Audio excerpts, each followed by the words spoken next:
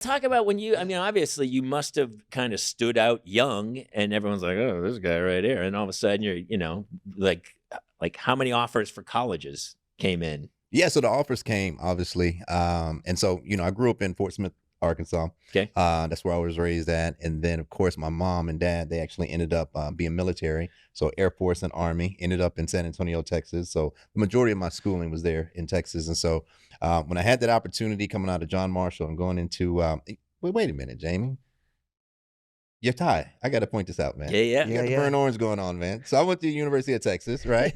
Hook 'em horns, right? I did not. Yeah. So hook 'em horns. It's just a tie. So one of the things is that just brings up the fact that the Longhorns obviously didn't make the college playoffs, but they did win their bowl game against Michigan. They sure did. So I'm truly and excited about Arch is that. he's the and he's coming back. Yeah, that's right. Yeah, he's coming back, and it's smart for him to come back. Yeah, he had absolutely, absolutely. Yeah, it's a win-win for him to come back, regardless of NIL. I mean, it's a win-win. I mean, just to get to Texas, when you walked on campus, how far on the depth chart were you? Were you like, just listen? Who was ahead of you? Yeah, listen to this backfield, Jamie. Well, University of Texas. So when I first walked in, it was a little bit difficult because the coach that had recruited me at the time, McWilliams, which was a renowned coach that had coached for the University of Texas, he was no longer there, but I was recruited by him. So John Makovic now coming in from the north, and so he becomes our head coach, and he doesn't know who I am. Right. Hasn't recruited me. Mm-hmm. I'm not his guy. I've kind of been in this scenario a few times, right? And so I had that experience. So you talk about, what did it feel like to overcome those challenges?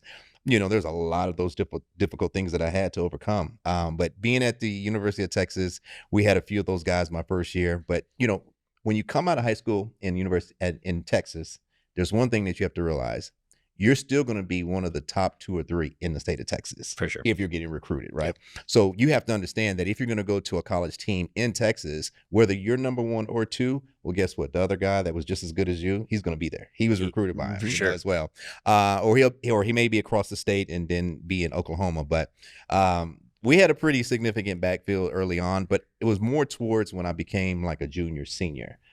We had a kid by the name of Ricky Williams, and comes out of California. Yeah. He comes out of California as well. And so Ricky came in. We only played 1 year together. I was a senior. He was a freshman. I just came off of an ACL injury. Mm-hmm. The year he was coming in. And so it was one of those situations where they were trying to decide. They had myself, Ricky, and we had Sean Mitchell, which was a junior transfer out of one of the schools there as well. And they were trying to decide, how in the world are we going to get the ball to all 3 of these guys, right? So in our own right, we're all successful. We got all this upside. But we got this young kid, Ricky, you know what I mean, that they're definitely like, we got to get this kid in, right? And so it was a tough call.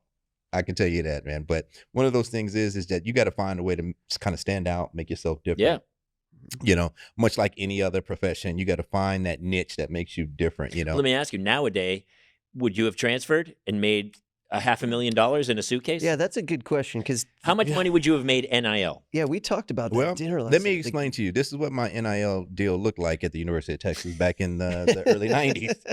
And I've told this obviously a few times with Mark. We had a set of like rental car keys that kind of floated around. We don't know where they came from, whose they were. But we know that like you had them 1 week, Mike Adams was the receiver. You had him the other week. Jonathan Hickerson, you're going to have it on the weekend. Yeah. All right, Priest, I need it on Tuesdays and Thursdays. Sign out sheet, like a library card. So we had those keys that floated around. We had mysteriously like bags of groceries would show up as well. Sure.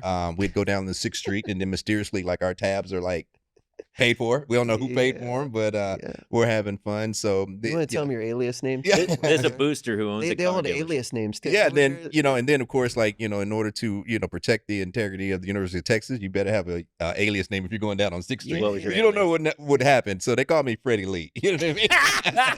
Isn't that great? They call me Freddie Lee, man. And I don't know how I ended up with that name. I used to say I'm ready like Freddie, and somehow that kind of like morphed into that. So everybody had a different name when we went down there. Yeah, because we never want to be the one coming back and someone saying, Makovic needs you in the office, right? You never want to have that. So we're like, y'all better have a name. Well, you guys would have been, somebody would have filmed you Now you'd be on camera, Yeah. Right. 24/7. Yes, you Every would. bar you went to, Yep. they'd film you. That's right. And if Get you evidence. acted up or did something insane, Proof. you're in serious trouble. Yeah, you got the proof right here. Yeah, it's a different It's era. game And I over. talk to my kids all the time. We were just talking, I had this crazy video that went insanely viral this week, which was just, I shot it literally in front of my house, like goofy, just a stupid little It's storyline. really fun. But I had to sit down with my daughters, like 20 million views on Instagram, like went ballistic. And I talked to my daughters about it and go, because all the kids at school were talking about it. And I said, this is how it works. Any photo you take, Yeah.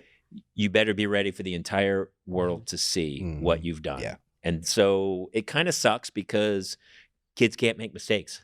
Mhm. You know, it's They're like not you get afforded one the crack mistake, at yeah. it. And if not, it could go really south It's quickly. like game over. Well, you talked about trying to stand out. How does that work for you in acting when you go on auditions and stuff? How has your audition style changed over the years? You know, did you try to go crazy, wear silly suits, We all started that way. Yeah. I think it's I Sorry. mean, sports and acting, I think, are similar in the way of like, you know, you're trying to find you used to go in when you first auditions, you go, oh, I'm portraying a fireman. I'm going to be a fireman. Look at me. I'm putting fire out. Yeah. And then finally you go, I'm just going to be me and I'm a fireman. Like you learn to just be yourself and go, I'm either right for the part or I'm not. And so once I kind of got comfortable with that, it's been a long time since I haven't walked in and just been like, hey, what's happening? And am I the right? I don't even think of auditions anymore after I leave them. But yeah, I mean, people go, what do you do for a living? And I go, I audition for a living. Occasionally I work. Okay.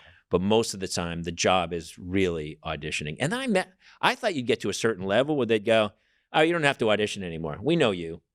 And now they're still like, no. Like I've talked to huge actors who are like, no, I've auditioned for literally everything I've ever gotten. And they had to walk Stephen Root. He might not now, but even like after all the shows he'd done, they'd still be like, no, you got to come in and read for stuff. And that's just, so once you kind of become comfortable with that, like I would always walk into auditions like I already had the job and just be like, oh, we're just rehearsing this. Let's run this and see how it goes, see if I'm right for it or whatever. And then, you'd leave and you go, nailed it. And then radio silence. You'd never hear them. You go, wait, did I not get that? And then you'd see it on TV and you're like, I guess I didn't get that one. That one got away from me. But yeah. Breaking news from Bet365. New customers bet $5 and get $150 in bonus bets. Win or lose. Sign up, place a bet for $5 and get $150 in bonus bets. Bonus bets can be used on the spread, player props, futures, and so much more. Whatever the moment is, it's never ordinary at Bet365. Hey, do you have a gambling problem? Call or text 1-800-GAMBLER in Arizona, Colorado, Illinois, Indiana, Kansas, Kentucky, Louisiana, Maryland, North Carolina, New Jersey, Ohio, Pennsylvania, Tennessee, and Virginia. Or 1-800-BETS-OFF in Iowa. 21 plus only, 18 plus in Kentucky. Please gamble responsibly. Must be present in Arizona, Colorado, Iowa, Illinois, Indiana, Kansas, Kentucky, and select parishes in Louisiana. Maryland, North Carolina, New Jersey, Ohio, Pennsylvania, Tennessee, and Virginia. $10 minimum deposit required. Terms and conditions apply. In-app only.